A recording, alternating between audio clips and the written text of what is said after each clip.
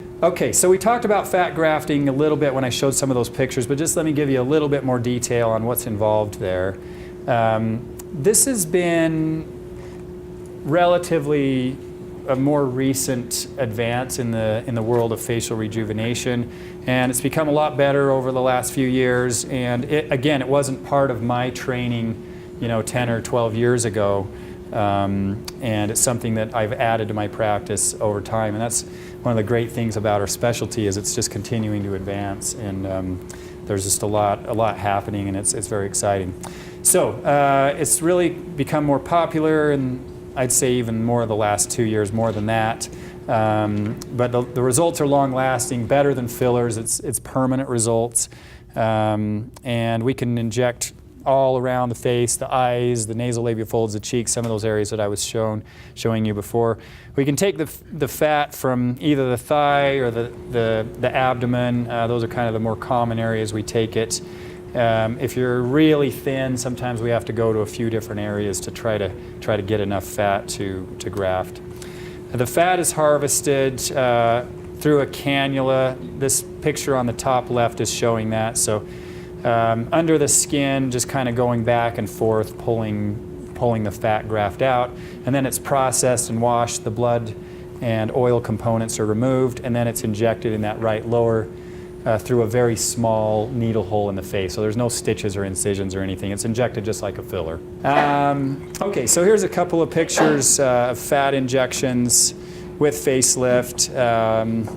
Here's one that's just periorbital fat injections. A lot of young people come in my office and they have this look of kind of that bags under the eyes, and sometimes they think they need a lower blepharoplasty or lower eyelid surgery.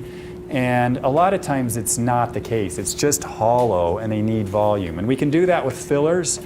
Fat is probably a little better choice because it not only fills in the volume, it helps with the color issues as well.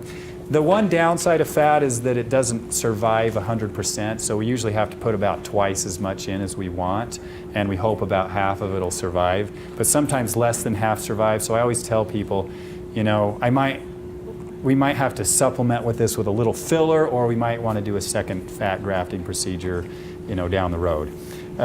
People are always concerned, as I am, about having too much fat there, and that's not ever been a problem with one procedure that I've seen. I have seen people come into my office that have fat grafting that is visible, and it's almost always that they've had multiple procedures, and I sometimes wonder about the placement of the fat as well, but that's the problem we don't want to have, because it's really difficult to deal with if we did. And one of my plastic surgery colleagues just caught me in the hall the other day, and she knows I do a lot of fat grafting, and she said she'd read an article about people that had fat grafting and in some cases gained 30 or 40 pounds later, and that fat expanded. So it's important, I guess, that if you're going to do something like this, that you try to maintain your basic health and hopefully don't gain too much weight. Here's another example of a periorbital fat injection. Again, another young patient, as you can see, maybe thinks she needs a blepharoplasty, but she really just needs some volume in that lower eyelid area. And this is something that can be done in the office. I do probably half and half both ways. It's a little bit difficult to get the fat out under local because it's hard to numb up the big area, but I've gotten better at it over the years, and usually I can do that in the office, and Dr. Henstrom as well.